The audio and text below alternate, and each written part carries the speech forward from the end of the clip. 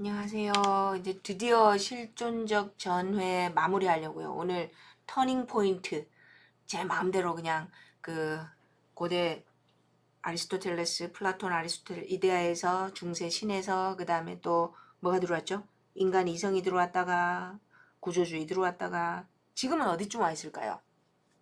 그래서 실존주의적 전환 뭐였죠? 어떻게 살 것인가? 저도 몰라요. 근데 그거를 어, 인공지능이 대신할 수 없는 거. 무엇에 대한 저는 항상 너는 누구고 너는 누구고 너는 누구고 타자에 대해서 서 있는 나죠. 엄마의 딸이고 남편의 아내고 아이들의 고모고 조카들의 고모죠. 뭐뭐에 대한 뭐죠. 이게 대자란 말이 이렇게 표현해도 되겠네요. 대자. 그리고 한국인 하는 순간 또 마주하고 있는 상대적인 개념들 되게 많죠. 은유 생각하시면 돼요. 은유. 이 자리에 들어올 수 있었던 다른 잠재태. 싫으면 뭐 이민 가시거나 뭐 그럴 수도 있는 거죠. 그것도 옵션이죠. 그래서 이거 항상 뭘 해야 한다. 대상으로서의 나가 중심이다. 이걸 아까 해결이 뭐라 그랬죠? 대자. 대상으로 인한. 내가 누군가를 for itself라고 대자라고 했었잖아요. 내가 누군가를 마주보고 서 있다. 그게 무슨 뜻이죠? 내가 누군가의 대상이라는 거죠. 타자, 오브젝트. 내가 주체가 아니고. 그리고 그 사람들 시선에 그 사람들 정확하게 말하면 어떤 날은 시선이 되고 어떤 날은 기대, expectation. live up to their expectation. 기대 수준에 맞춰서 살아야 되죠. 엄마가, 교사가, 딸이 그러면 돼? 뭐 이런 거 있잖아요. 그럼 나는 뭐예요? 근데 이 모든 시선과 기대와 모든 욕망이 또 뭐로 돼 있다고요? 언어로 돼 있다 그랬잖아요. 언어 그 자체가 누구를 리플레이스 한 거예요? 나라는 사물, 물 자체. 나라는 뭐였어요 아까? 그 나라는 언어 말고 나라는 본질, 실존을 대신한다. 본질이라고 그러면 안 되겠다. 에센스 하지 마시고요. 실존이라고 하세요. 실존. 나라는 이거를 대체하는 거죠. 네. 존재를 나라는 존재를 대신하는 거. 그래서 보시면 실존주의적 전환이 일어나요. 어떻게 살 것인가. 그러니까는 보세요. 하나님을 죽인 자리에 이성이 들어왔는데 이성조차도 아니란 걸 알게 됐잖아요. 이성조차도. 길들여진 이성이죠. 그리고 이성이 있기는 한 걸까 뭐 그러잖아요. 이성을 그렇게 고도로 정교화 시켰더니 무슨 일이 벌어졌어요. 효과적으로 누군가를 죽이고 효과적으로 누군가를 짓밟고 식민주의 생각해 보세요. 효과적으로 지금도 일어나고 있죠. 신보수주의란 이름으로 신자유주의란 이름으로. 그래서 요즘은 뭐 감성의 시대다 뭐 그런 말도 막 나오고 그러잖아요. 그리고 지금 이성을 사람들이 안 믿어요. 이성 뒤에 뭐가 있어요? 무의식이 있잖아요. 이게 더 크다는 거죠. 제가 주말에 맨날 드라마 보는 거 아시잖아요. 보는데 한 30편 보거든요. 미드, 영드. 근데 이번 주에는 딴 걸 보다가 막판에 이제 나와야 될 시간에 프로이트라는 드라마를 봤어요. 오스트리아 배우가 하더라고요. 유럽권의 배우들이겠죠. 근데 프로이트가 원래 여기서 활동했잖아요. 오스트레일리아 말고요. 오스트리아에서 활동하는데 진짜 그 사례가 다 나와요. 1편이 뭐더라? 뭐 저기 히스테리. 그다음에 또 뭐 있죠? 그거 다 해줘요. 그래서 그 2편까지만 보고 이번 주말에 가서 봐야 되는데 프로이트가 제일 위대한 업적이 뭔 줄 아세요? 첫 번째 에피소드 1에서 프로이트가 학회에서 발표하는 게 나와요. 체면을 걸어서 그 사람 무의식을 끄집어내서 증상을 치유하는 그런 게 나오는데 물론 그 약간 에피소드가 있어요. 가정부한테 원래 체면이 잘 안 걸리는데 그래서 없는 딸을 있다고 해서 이제 체면으로 실어증 상태에서 말을 하게 되는 그게 반전이었는데 학회장에서 진짜 체면이 걸려버린 거야. 그래갖고 말문이 막혀버린 거죠. 근데 그 사람들이 그렇게 말했을 때 학계의 반응이 어땠을까요? 그러니까 저희 말로 하면 제가 과학교육 학회에 가가지고 막 기조 강연을 한 거야. 이렇게 막 둘러앉아 있는데. 그래갖고 똥 됐어요, 똥. 왜냐면 그 당시만 해도 생리학 있죠, 생리학. 피지올로지. 인간의 모든, 그때 과학이 꽃을 피웠잖아요. 인간도 기계로 봤거든요. 우리 이거 모든 메커니즘을 다 밝히면, 그땐 DNA는 몰랐겠지만, 낱낱이 인간을 해부하면 장기의 구조와 위장의 구조로 모든 기분과 정서와 모든 걸 설명할 수 있다고 생각했어요. 심리학 없었어요. 그러니까 심리학이 과학화된 거죠. 과학화, 자연과학화. 그러니까는 너 지금 위의 상태가 어떻고 모든 거를 물질화했고 규명하고 밝히려고 그랬었어요. 무의식을 몰랐다니까요. 그래갖고 무의식이 어쩌고 체면이 어떻고 그래놨더니 서브컨셔스니스, 우리 의식 밑에 뭐가 있다 했잖아요. 미쳤냐고. 그래갖고 프로이트가 똥 됐어요, 똥. 무의식을 몰랐던 거죠. 무의식을 발견한 거죠. 예. 니체는요, 인류 전체의 무의식을 발견했잖아요. 인류 문화의 무의식, 집단 무의식, 문화라는 이름에 임베디드 돼 있는 무의식. 그러면서 뭐라 그랬어요? 무의식은 언어처럼 구조화되어 있다고요. 그래서 우리가 쓰는 언어 있죠. 5,000년 역사의 그 무의식이 면면이 전해져 내려온 거예요. 그거를 우리는 학습의 이름으로 또 길들여지는 거고. 그러니까 니체는 인류 문화의 무의식을 파헤친 사람이고요. 프로이트가 무의식을 몰랐다는 게, 인정하지 않았다는 게 새롭지 않으세요? 저는 그 반전이었는데. 아, 예. 하여튼 실존주의적 전환이잖아요. 그러면 하나님을 믿는 분들은 하나님을 믿으면 되는데, 하나님을 믿으면 좋죠. 꼭 계셔야 될 텐데. 하여튼 그렇지 않으면 어떻게 살까요? 그래서 그거를 제가 오늘 이게 할 수 있을지 또 망할지 모르겠는데 한번 해볼게요.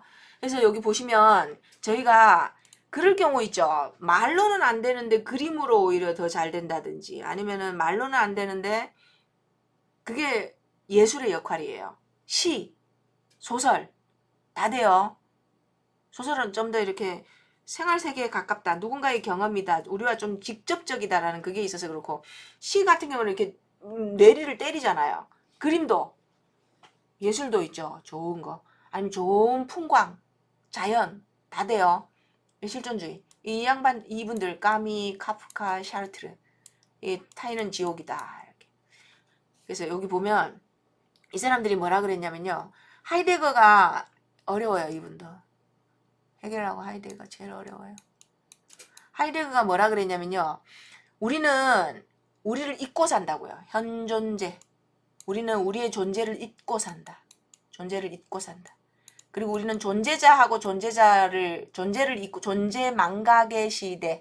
그리고 우리는 너는 뭐다, 너는 뭐다, 너는 뭐다, 너는 뭐다 하는 게, 나의 진짜 존재가 있죠. 그 존재자는 나에게 붙여진 이름이에요. 이름.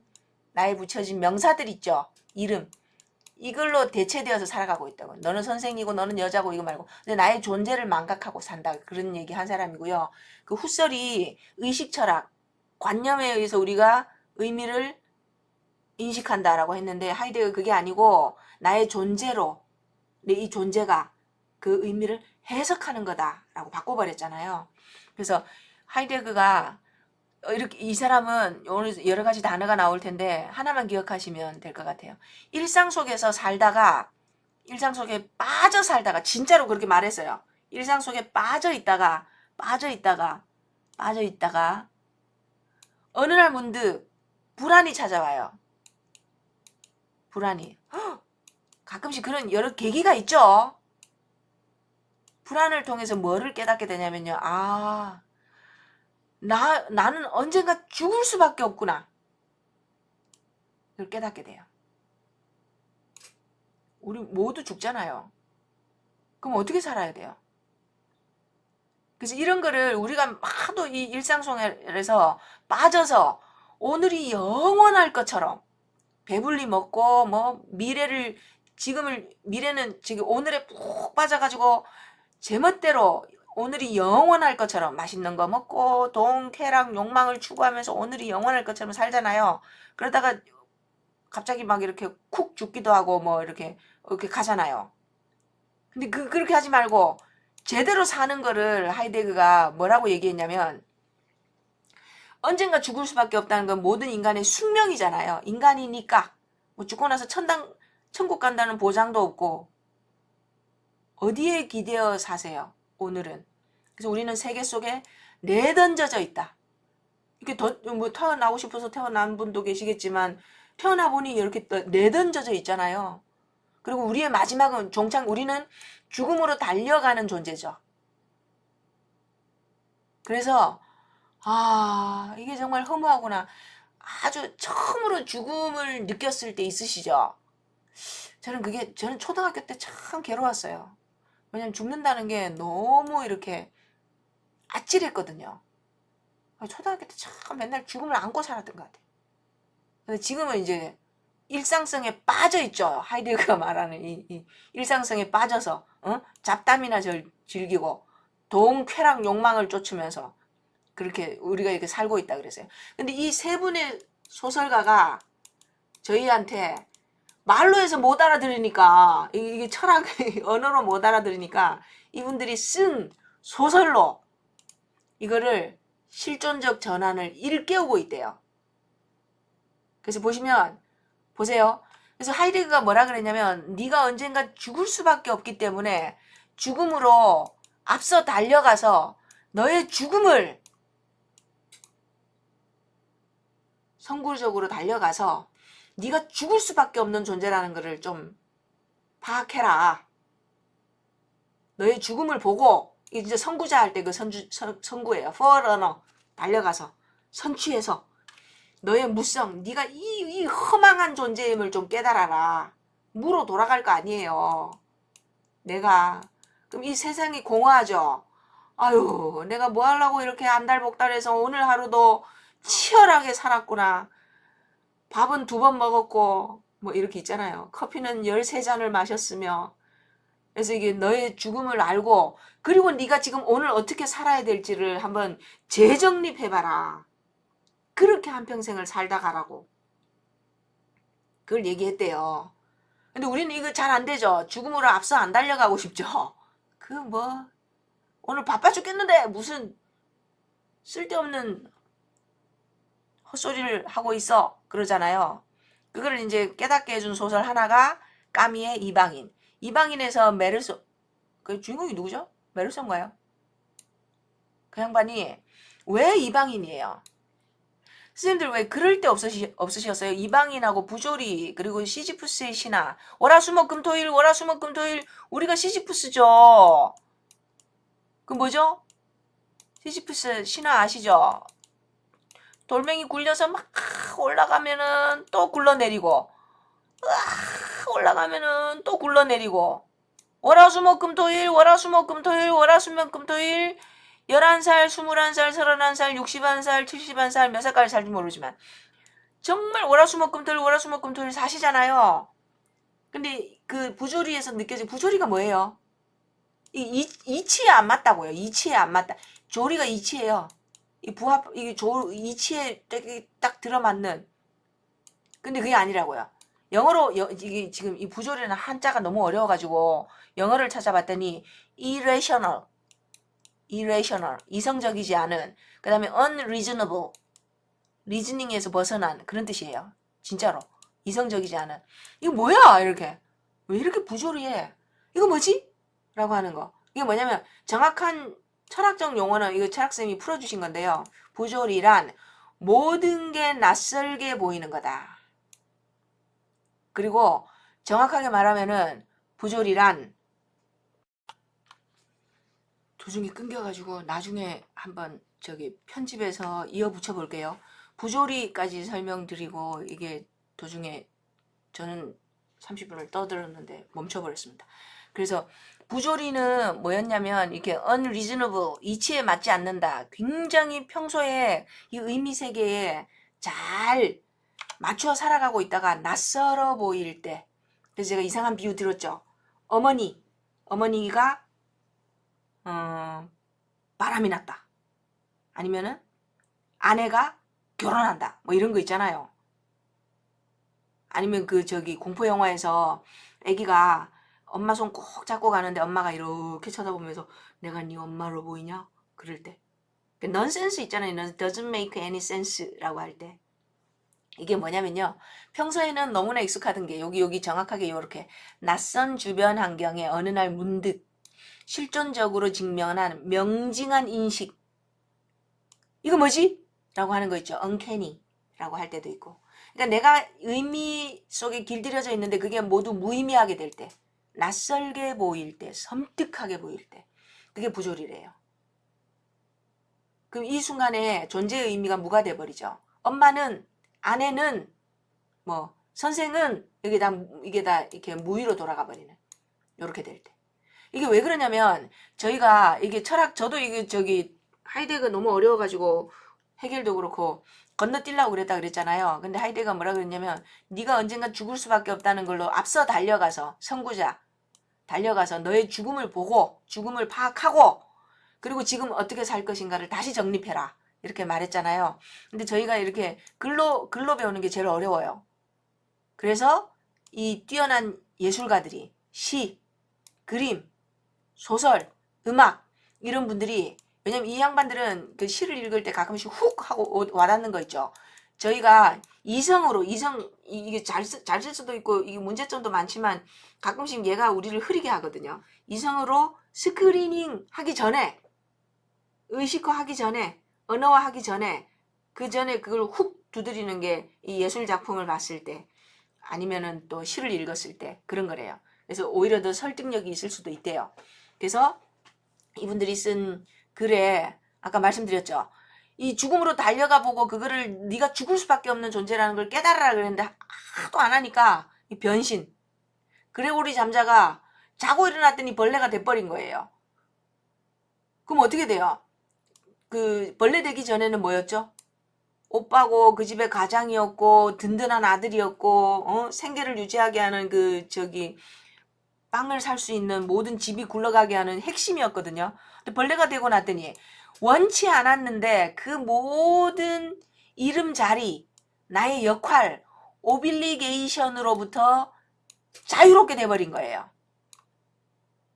이거 있죠, 이거. 모든 의미의 세계로부터 빠져나가 버린 거죠. 어떻게 살 것인가를 자기 존재, 자기 실존, 물론 벌레였지만, 벌레 상태였지만 결국 끊임없이 그러잖아요. 여동생이 피아노 치는 게 보고 싶어서 문지방 넘어가다가 아빠한테 얻어맞고 그러죠. 쓰레바지 이렇게 쓸려 나갈 뻔하기도 하고 그러잖아요. 그래서 이게 변신해서 인간은 죽음을 잊고 살지만 죽음은 언제나 이미 내 삶에 들어와 있다. 그리고 부조리의 순간에 우리가 이걸 느끼기도 해요. 그럴 때 없으셨어요? 섬뜩하게 어느 날 하고 불안이 물밀듯이 밀려올 때 우린 떨쳐버리죠. 술을 마시거나 뭐 친구를 만나거나 그렇게 해서. 그래서 그 순간이 오고 조금만 더 밀어붙이면 하이데거 말로는 우리 마지막에 놓여있는 죽음에 대한 공포로 연결되고요. 그러면은 현 존재 전체를 되돌아보게 된대요. 우리가 죽음을 향해서 달려가는 존재라는 걸 깨닫고 이 죽음을 보고 지금의 이 의미화된 세계 속에서 시지프스 신화의 그 시지프스처럼 계속 굴러갔다가 월, 화, 수, 목, 금, 토일 그렇게 살 것이냐. 이거를 깨닫고 어떻게 살 것인가를 다시 한번 재정립하는, 하이데거가 평생 그런 철학을 했대요. 예. 그렇게 하라고. 그래서 넌센스에서 출발해서. 이방인은 또 뭐예요? 이방인은 저희 뭐 많잖아요. 엄마는, 교사는, 딸은 모든 이 역할이 있죠. 이 역할로부터 다 도망간 사람이잖아요. 다르게 행동한 사람이죠. 그래서 이방인이잖아요. 뭐예요? 여기 보시면 우리는 모두 의미화된 세계, 그리고 우리 상징계의 질서, 그리고 타자, 그 타인은 지옥이다. 샤르트르가 왜 그 말했어요? 그 사람들 기대 수준에 맞추어 살잖아요. 그리고 거울을 볼 때도 나 좋으라고 보나요? 왜 이렇게 아침에 화장 오래 해요? 왜 이렇게 오래 닦아요? 모든 것. 이게 정말 내가 원하는 걸까? 우리는 모두 뭐예요? 이 의미화된 세계 속에 그 게임의 법칙에 따라서, 룰에 따라서, 랑그에 따라서 사는 거죠. 남들의 시선이 내 내면에 들어와 있다고요. 내 내면에 있는 타자. 그래서 타인은 지옥이다. 그 사람들 기대 수준에 맞춰주려니까 죽을 것 같아요. 교사로서의 역할, 지금 보세요. 코로나 때문에. 얼굴 보고 말하면 얼마나 좋아요. 근데 뭐 저기 이게 후폭풍이 있을 것 같죠. 그래서 이런저런. 그래서 타인은 지옥이다. 내 속에 들어와 있는 그 타인. 그리고 그 모든 기대 수준. 그게 맞추어 살아야 되니까. 그래서 보시면 여기서 까미의 이방인은 근데 이걸 다 무시했어요.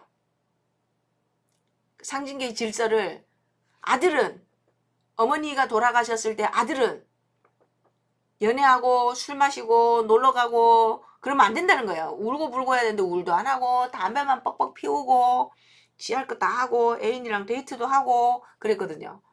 그리고 마지막에 이제 신부님이 참여하라고 왔을 때 참여 안 하고 그냥 죽죠. 그래서 뭐라 그래요? 그 햇살 가리지 말고 비키라고. 그제서야 자기 안 가요. 저 햇살이 얼마나 아름다운지를 마지막 순간에 안 거죠. 아, 그럴 때 없으셨어요? 내가 뭐 하느라고 이 나무가 여기 있는 걸 몰랐을까? 뭐가 그렇게 바빠서? 그럴 때 없으셨어요? 내가 뭐 하느라고 너의 이런 모습을 미처 못 봤을까? 뭐 그런 것도 있을 수 있고요. 그래서 죽음 앞에서 삶의 의미를 반추한다. 리플렉션이에요. 되돌아보는 거. 지금 여기에 처한 나의 삶을 사랑한다. 어떻게 살까요? 그래서 이 분은 예를 이렇게 들더라고요. 그래서 슈바이츠 박사가 아프리카로 갔대요. 자기의 존재, 돈도 명예도 사랑도 다 싫다가 아니고 내가 이미 세상에 내던져져 있고 한평생을 살아야 되고 언젠가 죽을 수밖에 없다면 이 모든 타자를 내가 내면화한 그들의 기대와 그들의 시선에 맞추어서 내 욕망도 아닌 것을 쫓아가면서 살 것이 아니고 어떻게 사는 게 좋을까? 각자 그 순간이 온다는데요. 불안의 순간. 그리고 나의 존재, 내가 언젠가 무화될 수밖에 없다는 걸 깨닫고 나면. 이게 이방인의 그 메르소만 그런 게 아니고요. 주인공만 그런 게 아니고 우리 역시도 이 상징계 질서에서 이방인이죠. 아무도 나를 안 알아줘요. 나의 이름자리로 나를 알아주죠. 나의 포지션. 내가 어떤 이름으로 불리고 있는지. 그 이름의 역할. 주어진 그 역할, 이름자리로 저희는 살아가고 있잖아요. 그래서 누가 그러잖아요. 내 속에 내가 너무 많다. 아무도 나를 알아주지 않는다. 이방인으로. 그거 근데 저희 못 느끼고 살아요. 바빠가지고. 시시프스. 연결이 되죠. 이 사람 쓴 소설이. 그래서 내가 의미화한 세계, 내 나름대로 의미화를 해보자. 그래서 부조리란 이름으로 또요. 시지프스의 신화라는 그 시지프스라는 이름으로 또요. 변신이라는 걸로 또요. 샤르트르는 존재와 무, 타인은 지옥이다 하는 그런 표현으로. 그래도 저는 못 깨달았다는 거 아니에요. 그래서 모르겠습니다. 지금 여기 내 삶에 의미를 부여하고 죽고 나서 모르니까 모른다는 게 위로가 될까요? 그래도 오늘도 마음속에 지옥을 갖고 타인의 기대 수준에 맞추어 열심히 살죠. 예, 그렇게 가는 것 같습니다.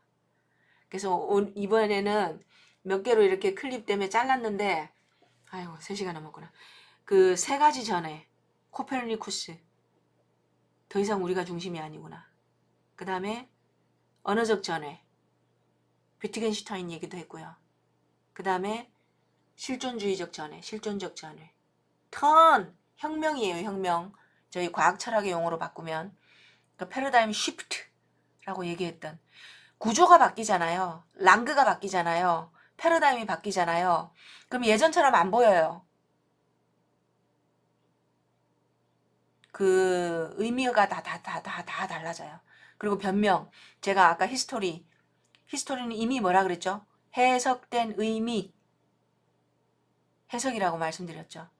제가 일개 제가 혹시 뭔가를 이해 못했거나 나는 누구? 여긴 어디? 라는 그런 제가 충격을 드렸다면 요거를 그 출발점으로 해서 이거저거 찾아보세요. 요즘은 그 좋아져 가지고요. 동영상 많아요. 글이 싫으시면 다른 걸로 접근하셔도 되거든요. 그래서 실존적 전에 어느 날 이 불안의 계기 그리고 자기 존재의 의미를 존재 자리를 찾으시거든 저에게도 좀 알려주시기 바랍니다.